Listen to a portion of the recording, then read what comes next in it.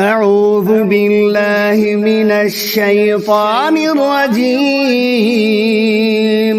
بسم الله الرحمن الرحيم.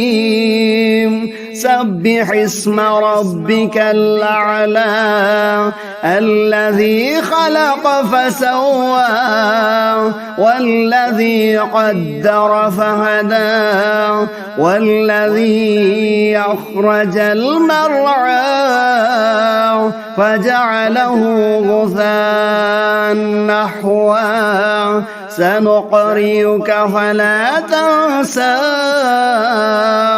إلا ما شاء الله إنه يعلم الجهر وما يخفى ونيسرك لليسرى فذكر إن نفعت الذكرى سيذكر من يخشى ويتجنبها الأشقى الذي يصلى النار الكبرى ثم لا يموت فيها ولا يحيا قد أفلح من تزكى وذكر اسم ربه فصلى بل تؤثرون الحياة